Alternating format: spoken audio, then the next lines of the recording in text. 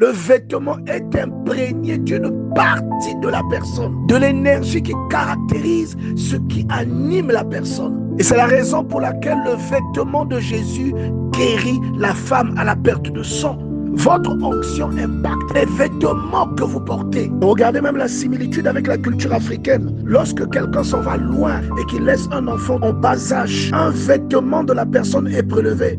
On en retire un ruban que l'on attache à l'enfant afin d'éviter que l'enfant ne tombe malade, afin de garantir sa proximité avec l'enfant, quoiqu'étant éloigné de ce dernier. Cela n'est qu'une forme légèrement différente du phénomène qui est expliqué au travers de cette écriture. Votre vêtement est imprégné de ce que vous avez reçu de la part de Dieu. Le manteau d'Élie, la tunique de Joseph que l'on déchire après l'avoir jeté dans le puits, le manteau et les vêtements que Jonathan donne à David juste après que ce dernier ait vaincu Goliath.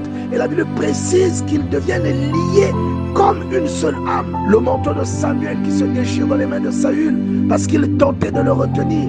Il ne s'agit pas simplement d'un manteau, mais de toute son âme et de toute son attention que ce dernier tentait de retenir. Le vêtement est imprégné d'une partie de la personne. Votre vêtement est imprégné de ce que vous avez reçu de la part de Dieu. Votre onction impacte les choses que vous touchez et les vêtements que vous portez. Lévitique 17, verset 11. L'âme de la chair est dans le sang. Le sang, c'est la vie d'une personne avec tous les caractères irrelatifs. Celui qui a l'onction a le sang de Dieu en lui. Et le sang affecte ceux avec quoi il entre en contact. Le sang affecte votre corps, mais pas que. Il affectera les objets que vous toucherez, il affectera les vêtements dont vous vous vêtirez. Et c'est le même phénomène que vous voyez lorsque on impose les mains à une autre personne. Une personne remplie de l'esprit imposant les mains à une autre personne est une personne qui partage la grâce qu'il habite auprès de la personne sur qui il impose les mains. Celui qui a l'onction a le sang de Dieu. Bien aimé, je répète, l'onction est transmissible. L'esprit est transmissible.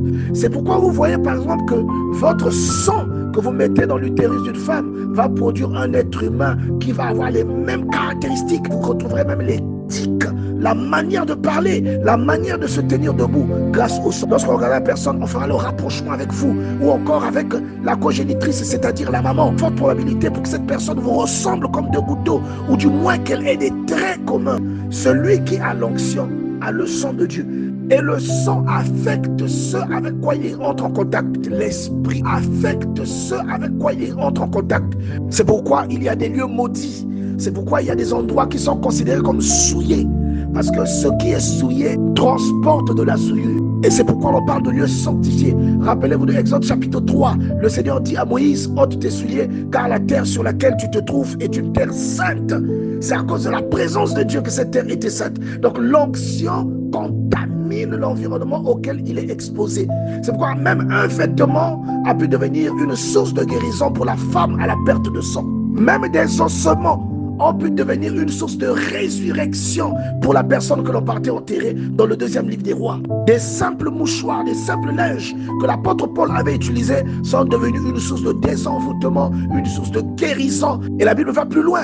Elle rapporte que même la silhouette de quelqu'un est capable de guérir. Oui, bien aimé, la foi est une folie. La Bible explique que les gens qui ne pouvaient pas approcher Pierre de près étaient guéris par l'exposition de leurs mots à sa silhouette. Est-ce que vous voyez jusqu'à quel degré l'onction peut partir? Bien aimé, je répète, l'esprit est transmissible.